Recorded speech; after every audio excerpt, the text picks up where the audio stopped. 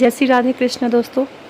ये उस छोटे से संघर्ष की कहानी है मेरी, जहाँ पर मेरी गृहस्थ जीवन की शुरुआत हुई थी। तो आज के भाग 2 की कहानी की शुरुआत मैं सरिता सोनी अपनी जुबानी ही आप सबके साथ शेयर करूँगी, जहाँ एक छोटी सी खिड़की और एक सिंगल चूल्हे के साथ एक टीन के नीचे का कमरा और थोड़ी सी अच्छी खासी धूप, लेकिन हाँ, मंजिल को जाती थी जो सड़क मेरे घर को मेरे मायके से ससुराल को जोड़ती, उन सारे पलों को जीते हुए आप सबके साथ शेयर करना चाहूँगी एक छोटी सी कहानी मेरे गृहस्थ जीवन के साथ की शुरुआत। तो आइए देखते हैं। कृपया नए हैं चैनल को सब्सक्राइब करना बिल्कुल भी ना भूलें। जय Shri Radhe Krishna. Welcome back to our channel Indian YouTuber Sarita Preetam Pyari. और कल का हमारा ब्लॉग संघर्ष की कहानी को लेकर रहा। मेरी जुबानी किस तरीके से मेरा जीवन मेरी कुछ यादों के साथ सबके सामने आया। और लखनऊ जाते वक्त मेरी छोटी नंद हैं, बड़े पापा की बेटी, जिनके साथ कुछ समय बिताने के बाद मैं अपनी पिछली ज़िंदगी के पास वापस गई फ्लैशबैक में, जो बहुत कुछ याद दिला गया। तो उसी से जुड़ा हुआ मैं आज की अनुभव अपने आप के साथ शेयर करती हूँ, आज की महिलाओं के लिए, आज की बेटियों के लिए, कि किस तरीके से एक चमकता हुआ चेहरा, हंसता हुआ चेहरा आवश्यक नहीं है कि वो बहुत ही सुखी या बहुत ही सदैव अच्छा रहा होगा। हर हंसते हुए चेहरे के पीछे संघर्ष के अनुभव ज़रूर होते हैं, चाहे वो आप हों या हम हों। तो उसके लिए कुछ एक छोटा सा वीडियो है जो कल का ही क्लिप है, आपके साथ शेयर होगा। लेकिन चूँकि छोटी दीदी के साथ वो वीडियो शेयर होगा, इसके बाद ही ये वीडियो आपके पास आएगा। सब स्टेप बाय स्टेप ही मैं शेयर करना चाहती हूँ। तो उस भाग 1 की कहानी आपके साथ शेयर हो चुकी है, लेकिन इस भाग 2 का जो शुरुआत है वो आज आपके साथ शेयर होगा। इससे पहले कि आज हमारे वीडियो को देखना शुरू करें, हमारी स्टोरी को सुनना पसंद करें, हमारे चैनल में नए हैं तो चैनल को सब्सक्राइब करना बिल्कुल भी ना भूलें। वीडियो को अंत तक देखें और सब्सक्राइब करें, वीडियो को शेयर करें, जिससे हमारे समाज की अत्यधिक से अत्यधिक महिलाओं एवं बेटियों के लिए एक प्रेरणा का स्रोत बन सकूं मैं। शायद उनके मैं कुछ काम आ सकूं, क्योंकि आज की दिनांक में, कलयुग में, हर एक व्यक्ति, हर एक महिला संघर्ष के साथ जूझ रही है।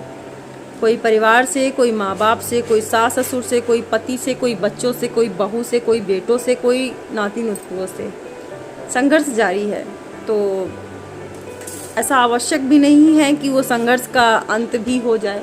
कई बार अपने आप के दिमाग की जो नसें हैं उनको उस जगह एकाग्रचित्त करके अपने मन को समझाना ही पड़ता है कि ठीक है, अगर संघर्ष है तो क्या हुआ, ज़िंदगी है तो जीना ही पड़ेगा। और इस ज़िंदगी को जीने के साथ तो हर एक के संघर्ष जारी रहते हैं। तो इन्हीं शब्दों के साथ आज का ब्लॉग, चूँकि 20 मिनट का आगे का क्लिप है और बहुत लंबा नहीं करना चाहूँगी, तो ब्लॉग की शुरुआत होती है, उसे अवश्य देखें। चलिए मिलती हूँ कल की सरिता से, जिसने इस संदेश को आपके पास जारी किया है। और आई होप, आशा करती हूँ कि आप सभी के मैं किसी न किसी काम आ सकूँ। जय श्री राधे कृष्णा। कुछ ऐसे रिश्ते होते हैं जिनके कारण आपको बेहद कष्ट मिल सकता है, लेकिन मैं उन रिश्तों का शुक्रिया अदा करना चाहूँगी जिन्होंने हमें इस काबिल बनाया और जिन्होंने हमें इस चीज़ के लिए इतना मजबूत बनाया कि आज मैं उदाहरण देने के काबिल बन पाई। आज मैं अगर इतने सारी संघर्ष की मिसालें दे पा रही हूँ, इतने अनुभव आप सबके साथ शेयर कर पा रही हूँ, इतने संघर्ष का बखान कर पा रही हूँ, तो उसकी वजह क्या है? वो लोग जिन्होंने इस संघर्ष के रास्ते में मुझे ऐसे अनुभव दिए, ऐसी चीज़ें दी, तो वही उन्हीं लोगों का मैं आज शुक्रिया अदा करने के लिए बैठी हूँ। उनकी कतार बहुत लंबी है जिन्होंने मेरे इस संघर्ष को बढ़ाया और मेरे अनुभव के इस दायरे को भी बढ़ाया। और उनमें से मेरे हर एक के अपने ही होते हैं, बाहरी तो किसी का कोई नहीं होता। मैं धन्यवाद अदा करना चाहूँगी अपने ससुराल पक्ष का, जिन्होंने मुझे उस एक स्थान दिया बैठने का, और उस स्थान में मेरे लिए एक टीम दिया था लगा करके। और ऐसा नहीं है कि संपन्न परिवार से नहीं रहे हम, संपन्न परिवार था हमारा, लेकिन शायद उनकी मंशा थी कि मेरे अनुभव अधिक हों और मैं संघर्ष करके इस मुकाम तक पहुंचूं ताकि लोगों तक संदेश दे सकूं, लोगों के लिए प्रेरणा का स्रोत बन सकूं। तो मैं धन्यवाद अदा करना चाहूँगी अपने उन सास और ससुर जी का, जिन्होंने मुझे इस काबिल बनाया, जिन्होंने मुझे उस टीम के नीचे का स्थान चुन के दिया और उस टीम के नीचे मेरे ढेरों अनुभव रहे। मेरी एक खासियत है, ठाकुर जी ने जो मुझे दिया है, मेरा मानना है कि आपको जो व्यक्ति दुख दे उसे दुख समझकर दुख कभी ना लें। उसमें सुख के रास्ते, उसमें सुख की भाषा, सुख के शब्द, उसके संघर्ष के शब्दों का समझने का प्रयास करें कि आखिर उसके अंदर का रहस्य क्या रहा होगा। तो मैं उन रहस्यों को सलाम करती हूँ और दुआ देती हूँ, प्रार्थना करती हूँ कि मेरे सास ससुर लाखों बरस स्वस्थ रहें और बड़ा अच्छा जीवन जिएं, जिन्होंने मुझे इस अनुभव के रास्तों को बनाने का प्रयास किया। तो उस अनुभव की छोटी सी कहानी थी मेरी। उस टीम के नीचे से 2006 में मेरी शुरुआत हुई। 5 फ्लोर का हमारा घर हुआ करता था ओंग में। कभी मौका पड़ा तो शायद दिखा पाऊँ, तो आधा टूट चुका है, लेकिन कभी मौका पड़ा तो अवश्य दिखाऊंगी कि 5 फ्लोर का वो हमारा घर था। सबसे नीचे जो तल था वो भूधरा था। इसके बाद हमारे पतिदेव और हमारे जेठ जी की शॉप हुआ करती थी। तीसरे फ्लोर का कॉमन था, जिसमें हमारे सास ससुर और सभी का, मतलब वो एक ऐसा हॉल था जहाँ कोई भी गेस्ट आए बैठे, किचन, नाश्ता पानी खाना, लेकिन मैक्सिमम टाइम वहाँ हमारे सास ससुर का ही स्थान हुआ करता था। इसके बाद हमारे जेठ जेठानी का रूम हुआ करता था, जिसमें बाहर एक बहुत अच्छा सा मिरर लगा था और काफ़ी सुंदर सा कमरा था, बहुत अट्रैक्टिव था। वो छोटा सा स्थान था लेकिन बहुत अच्छा था। और सबसे ऊपर टॉप फ्लोर में हमारा आशियाना था, जिसमें हमारे और पतिदेव का आशियाना रहता था। और हमने उस छोटे से कमरे को ही चुना था कि हमारी वो गृहस्थी, क्योंकि हम ऑब्वियस सी बात है, जो लास्ट में ब्याह के आएगा उसे लास्ट की चीज़ें ही मिलेंगी। और लास्ट की चीज़ों को सलाम करती हूँ कि ढेर सारा अनुभव मिला। तो वो टीम के नीचे का ही कमरा मुझे मिला था, जिसमें पंखा भी नहीं था शुरू में, फिर धीरे से लाइट भी नहीं थी। तो सारी व्यवस्थाएं हमारे पतिदेव ने धीरे धीरे उसमें लगवाई। और इसके बाद कुछ ऐसे समय के साथ 1 साल बाद हम अपनी गृहस्थी को वहाँ पर मतलब संजोना शुरू किया। तो जब संजोने का हमारा शुरुआत हुआ तो मैं कई बार ऐसा महसूस करती थी कि यहाँ बहुत गर्मी है, कैसे गुजर बसर होगा। तो एक छोटा सा कूलर लेके आए थे हम। उस छोटे से कूलर में एक ऐसा सा छोटा सा स्पेस बना हुआ था। उस स्पेस में ऐसी सुविधा थी कि आप उसमें अगर बर्फ़ के कुछ पीसेस डाल दें, समझे दिया, ये बात शायद तुम्हें नहीं याद है, नहीं पता है, लेकिन ऐसा था कि डैडी और हम एक कूलर लेके आए थे। ये रक्षा हॉस्पिटल आए थे, तब मेरी प्रेगनेंसी ही थी, लेकिन गर्म की वजह से मुझे बहुत बेचैनी होती थी, क्योंकि जब टीन के नीचे आप रहते हैं तो बहुत तपता है, बहुत गर्म, बहुत हीट होती है। तो उसमें उस कूलर में एक स्पेस कटा हुआ था, गहरा था, जिसमें बर्फ़ के कुछ पीसेस डाल दो तो थोड़ा सा ठंडा महसूस होता था। तो वो इतना बड़ा कूलर हम 6000 का लेके गए थे और अपने बेड के सामने ही जस्ट रखा था। अब तो वो पता नहीं कहाँ टूट गया, बहुत समय हो गया। तो वो कूलर लगाया और इसके बाद दिन की तो लाइट गांव में कभी नहीं रहती थी, रात में ही होती थी। तो दिन तो जैसे जैसे कट जाता था, कभी पंखा बना रही हूँ, कभी कुछ पेंटिंग कर रही हूँ, कभी कुछ सिलाई कर रही हूँ, ठाकुर जी के कुछ वस्त्र बना रही हूँ, लेकिन रात नहीं कटती थी, क्योंकि रात में सोने के लिए इंसान सोचता है कि थोड़ी सी ठंडक हो तो नींद आए। तो वो कूलर ही लगाया था हमने। इसके बाद कुछ टाइम बाद वो कूलर भी नहीं काम करता था। फिर एक फर्राटा जो पंखा आता है, तो हमारे यहाँ एक कस्टमर हुआ करते थे जिनका नाम छेद्दू भैया था। छेद्दू भैया से एक फर्राटा पंखा लिया गया था। उस फर्राटे वाले पंखे से ही हमने छत में पंखा लगाया और वहीं पर सोते थे। और जो गृहस्थी की शुरुआत थी वो कुछ ऐसी थी कि हमारे पास कोई बर्तन ना था जब हम अलग हुए। और इस संघर्ष में मेरे पास एक पीतल का कटोरा हुआ करता था। जब प्रथम दिन था हमारी ज़िंदगी का, जब मैं अलग हुई, मतलब हमें उस परिवार से विच्छेद किया गया, अलग किया गया, तो हमारे पास एक पीतल का कटोरा था जो हमें दहेज में मिला था। करवा चौथ का दिन था जिस दिन मैं अलग हुई थी घर से, और उस करवा चौथ के दिन मैंने पनीर की सब्ज़ी बनाई थी। अपने पति से कहा था कि आज करवा चौथ होता है, तो मम्मी तो कढ़ी चावल रोटी बनाती है, लेकिन मेरे पास इतने बर्तन नहीं, मैं कैसे मैनेज करूं। तो फिर पनीर की सब्ज़ी, एक कुकर था मेरे पास, कुकर भी मुझे दहेज में ही मिला था। छोटा सा, शायद 5 लीटर का था। तो उसमें मैंने पनीर की सब्ज़ी बनाई और उस कटोरे में, जो पीतल का कटोरा होता है, उसमें परोस के रखा। जब मैंने उसमें परोस के रखा तो मेरी जो नंद है उन्होंने बोला कि आपको पता है भाभी, कभी पीतल की चीज़ में सब्ज़ी नहीं रखी जाती, उसका अर्क सब्ज़ी को काला कर देता है। मैंने कहा जो है तो उसी से काम चलाया जाएगा, फ़िलहाल नहीं है तो क्या कर सकते हैं। तो उस पीतल के कटोरे से शुरुआत हुई थी। फिर मेरा जो ड्रेसिंग टेबल था, ये ड्रेसिंग टेबल आपके सामने है, ये रखा हुआ है। इस ड्रेसिंग टेबल में ये जो नीचे के जो फोल्डर हैं, नीचे के जो खांचे हैं, 1 और 2, बीच का तो वो खैर जो है वो स्टूल है, लेकिन एक इधर वाला और एक उधर वाला जो वो है, दोनों फोल्डर, उसमें जैसे कि अलमीरा छोटी छोटी सी कटी हुई थी, तो उनमें तेल का डिब्बा, हल्दी और दाल, आटा, चावल, वो उसी में रखती थी मैं। और मेरे पास एक 450 रुपये की छोटी सी गैस आई थी। उस 450 रुपये का सिंगल चूल्हे को मैंने बहुत समय तक यूज़ किया। मतलब उस 450 रुपये की गैस चूल्हे की कहानी बहुत अच्छी थी, उसको मैंने काफ़ी टाइम यूज़ किया।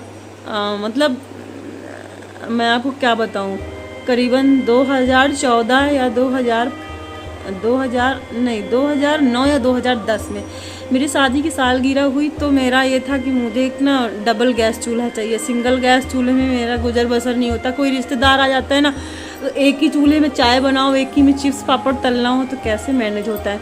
लेकिन फिर भी मैंने उस सिंगल गैस चूल्हे में, मुझे वाकई आज विश्वास नहीं होता कि मैं वो सरिता हूँ।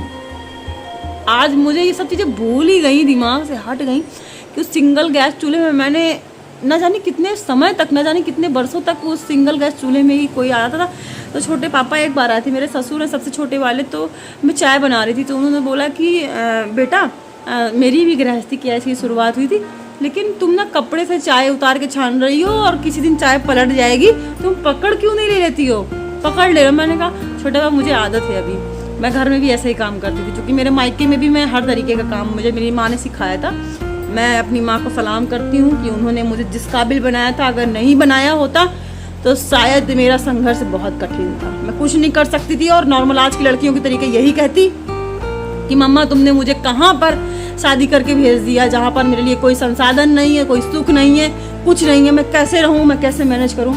लेकिन मैं सलाम करती हूँ अपनी माँ को, मैं अपनी माँ को सलाम करती हूँ कि उन्होंने मुझे हर दायरे पे रहना सिखाया, हर एक वस्तु को किस तरीके से इस्तेमाल करना चाहिए, किस तरीके से समय कम है या चीज़ें कम हैं तो कैसे उनको सुचारू रूप से चलाना चाहिए। मम्मी ने बहुत कुछ सिखाया था कि अगर गृहस्थी में कभी चीनी आपके पास 2 किलो आती है तो उसका आधा हिस्सा निकाल कर सदैव हटाकर हस्बैंड की निगाहों से रखें, और जब ख़त्म होने पर आ जाए तो ख़त्म होने के पहले ही, जब वो आधा किलो ख़त्म हो, वो पूरा ख़त्म हो, आधा किलो बची हो, तो ये कह दो कि भाई वो ख़त्म हो गई, लेकर आओ।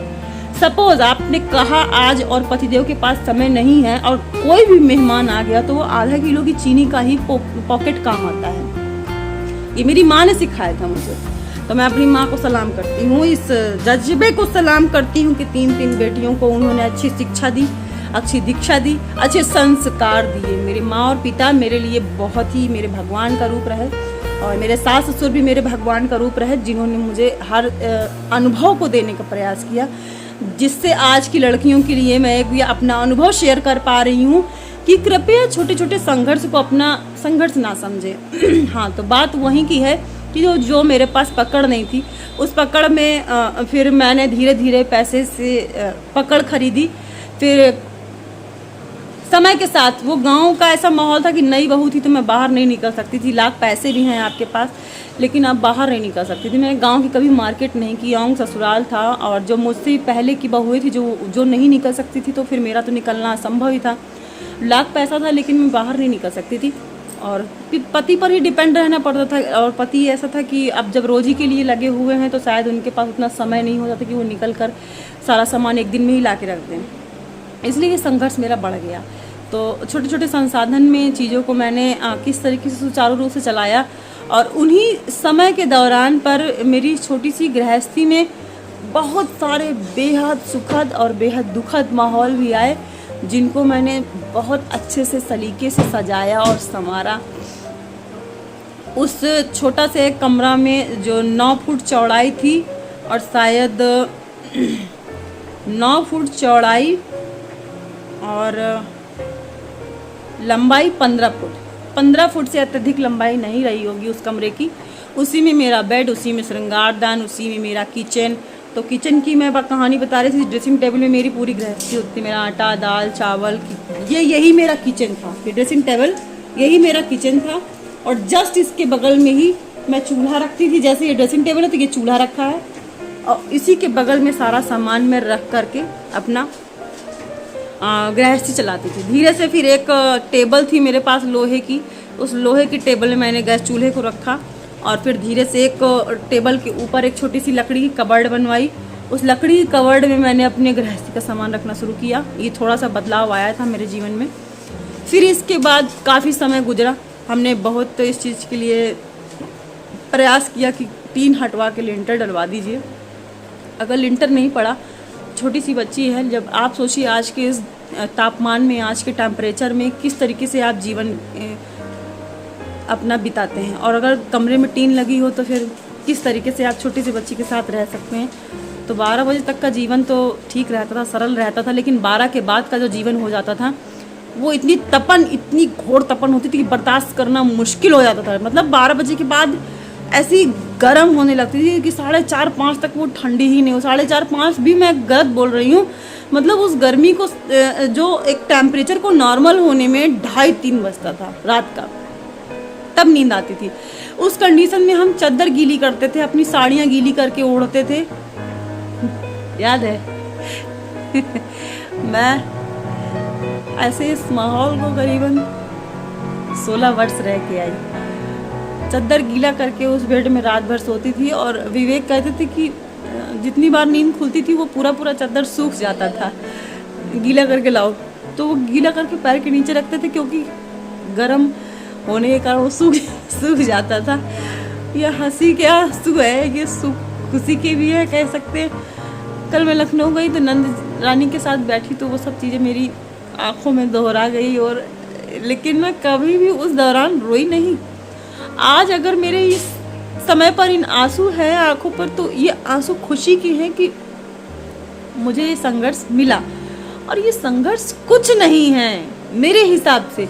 संघर्ष वो है जिनके पास रहने की छत भी नहीं होती है शादी के बाद, वो एक कुड़िया डाल के रहते हैं, यानी कि तंबू रखते हैं, उसके नीचे जीवन बिताते हैं। हमारे पास तो छत भी थी, हमारे सास ससुर ने हमें छत भी दिया था, उस छत के नीचे हमें रहने के लिए एक आशियाँ दिया। और मैं उनको सलाम करती हूँ कि उन्होंने मुझे इस अनुभव के लिए अंदर से जज्बा दिया, हिम्मत दी कि आप अपने जीवन को जिए अपने हिसाब से, आपके पति कमाएं और आप अपना आगे बढ़ें। और धीरे धीरे करके होते करते हमारे पति की कमाई से हमने उस कमरे में, जब मेरा वहाँ से निकलने का समय आया था 2014 में, लिंटर डलवाया, फिर छोटा सा किचन बनवाया। शायद उस किचन की फ़ोटो मैं कभी शेयर कर पाऊँ तो करूँगी। तो वो छोटा सा एक किचन बनवाया। उस किचन में मैं खुद स्वयं फतेहपुर से जा कर के टाइल्स लेके आई। उस टाइल्स में एक एप्पल बना था, एक ग्लास बना था, वो मुझे आज भी याद है। हमेशा मैं फ़ोटोज़ वहीं लेती थी, लोग बोलते तुम्हारा फ़ोटो स्टूडियो यही है क्या। और हाईवे के बिल्कुल ऑन दी रोड मेरा किचन था, छत में, मतलब आगे लटका हुआ था। तो जब हाईवे से रोडवेज निकलती थी, सच में छत मतलब गार्ड बहुत छोटा था, परंतु वो खुशियाँ बहुत अनमोल थीं। उस संघर्ष में भी मैं खुशियाँ ढूंढती थी। मेरी आदत है, मैं किसी भी संघर्ष में अपने आप को कमज़ोर नहीं बनाती। मैं सोचती हूँ ये बहुत बेहतर है, क्योंकि उससे भी ख़राब लोगों को मिलता है और वो जीते हैं। तो मैं उस किचन को अपनी जन्नत समझती थी। उस किचन से, मेरे फतेहपुर से रोडवेज आती थी तो मैं ये महसूस करती थी, अरे वाह, ये तो मेरे घर से आने वाली गाड़ी है। मेरे मायके से, इसमें मेरे मायके के भी काफ़ी लोग बैठे होते थे, बचपना था, लेकिन अपने आप को खुश रखने के माहौल से पीछे नहीं हटाती थी। तो मैं हमेशा किचन से झाँकती थी, जब कोई रोडवेज जाती थी तो मैं देखती थी। और इसके साथ ही वो संघर्ष ऐसा रहा कि पतिदेव की मेहनत दिन दुगनी रात चौगनी होती रही। और काफ़ी लंबी स्टोरी है, पार्ट बाय पार्ट भी मैं शेयर कर पाऊँगी, क्योंकि इतना लंबा वीडियो, इतना लंबा ब्लॉग कोई देखना पसंद नहीं करता है। और मैं आप सबको बता दूं कि आज के इस ब्लॉग को शेयर करने का मेरा कारण ये है, ये पार्ट बाय पार्ट ही जाएगा। कृपया आज की जो महिलाएं हैं, आज का यूथ है, आज की लड़कियां हैं, इसे ज़रूर देखें। मैं इसे ज़रूर देखने के लिए क्यों प्रेरित कर रही हूँ, उसकी सबसे बड़ी वजह है, अगर आप शादीशुदा हैं, न्यूली मैरिड कपल हैं, तो संघर्ष अति आवश्यक है। ये दिमाग में बसा लें। हमेशा ये ना सोचें कि हमारी बच्ची सुख में जाएगी, उसको बहुत अच्छा घर मिले और उसका कोई संघर्ष ना हो, जो हमने झेला है वो कभी ना झेलें। बिल्कुल गलत सोच है आपकी। आप अपने बच्चों को संघर्ष ज़रूर दिखाएं। ठीक है, आप अच्छा दें लेकिन संघर्ष ज़रूर दिखाएं, क्योंकि अगर उन्होंने संघर्ष नहीं देखा तो उनके अनुभव बिल्कुल भी नहीं होंगे, वो अनुभव विहीन होंगे। अनुभव आवश्यक हैं। तो पार्ट बाय पार्ट मेरी कुछ स्टोरीज जाएंगी और हमारी इस कहानी में बहुत सारे ऐसे पल थे, बहुत सारे ऐसे पल थे जो बहुत ही रोचक तत्व हैं। उन रोचक तथ्यों को मैं आपके साथ शेयर करने के बहुत मूड में हूँ। और आप कृपया हमारे चैनल में नए हैं अगर चैनल को तो सब्सक्राइब करना बिल्कुल भी ना भूलें। वीडियो को अधिक से अधिक शेयर करें, लाइक करें। मैं आज की महिलाओं के लिए, लड़कियों के लिए मिसाल बनना चाहती हूँ और मेरा उनसे विनम्र निवेदन है कि अपनी शादीशुदा लाइफ को बचाने का पूरा प्रयास करें, क्योंकि आज की जो जीवन शैली है उसमें सबसे ज़्यादा तलाक हो रहे हैं, सबसे ज़्यादा दाम्पत्य जीवन में कलेश हो रहा है। और सबसे बड़ी बात, हर महिला दूसरी महिला की ज़िंदगी का विनाश का कारण बनती है। तो मैं यही चाहूँगी कि अगर आप महिला हैं तो दूसरी महिला का सहयोग ज़रूर करें। मेरे से जितना हो सकता है मैं हर महिला के लिए सहयोग का एक स्तंभ बनने का प्रयास कर रही हूँ। कृपया आप भी ऐसा ही प्रयास करें और मिलती हूँ ऐसे ही नेक्स्ट पार्ट में। आज काफ़ी लंबा ब्लॉग चला जाएगा, लेकिन नेक्स्ट ब्लॉग में मिलती हूँ आपके साथ। और एक छोटा सा क्लिप वो भी शेयर करूँगी जो लखनऊ गई थी और लखनऊ में मेरी नंदरानी के साथ मेरा मिलना हुआ, वो भी शायद इसी में ऐड कर पाऊँ मैं, अगर लंबा ना हुआ तो। अगर नहीं हुआ तो, अगर लंबा हो रहा है तो मैं दूसरे ब्लॉग में शेयर करूँगी।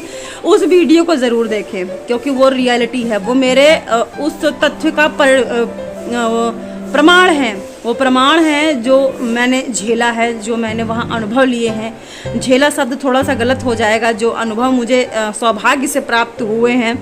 तो चूँकि कॉमन हम लोग समाज में रहते हैं तो जो लैंग्वेज है जो है वो चीज़ें निकलती हैं, लेकिन मैं आज समाज सेवा के साथ साथ बहुत सारे अनुभव ले रही हूँ, तो उन सारे शब्दों में काफ़ी बदलाव लेने का प्रयास करती हूँ। तो वो मेरा एक बहुत बड़ा अनुभव रहा है, संघर्ष रहा है और चमकता हुआ मेरा एक जीवन रहा है। मिलती हूँ नेक्स्ट ब्लॉग में नेक्स्ट पार्ट के साथ कल। और हमारे वीडियो को अधिक से अधिक सब्सक्राइब करें, शेयर करें, लोगों तक पहुँचाएं। आज की युवा पीढ़ी से मेरा विनम्र निवेदन है कि अपनी शादीशुदा लाइफ को अवश्य बचाएं और संघर्ष से ना डरें, दुष्परिणामों से बचें। बहुत सारे जीवन के ऐसे परिणाम हैं जिन्हें सोचकर, जिन्हें टेंशन लेकर के अपने पति को ना छोड़ें और अपने परिवार को ना छोड़ें। अगर परिवार आपसे बहुत छुड़ाने का हाथ प्रयास कर रहा है, आपकी वजह से बहुत कलेश है, तो आप स्वयं को अलग करें और पति की कमाई के भरोसे निकलें। जो आपके पति की कमाई में है, सामर्थ्य में है, उसमें खुश रहें। और इसके साथ ही मिलती हूँ नेक्स्ट वीडियो में। जय श्री राधे कृष्णा, बाय बाय।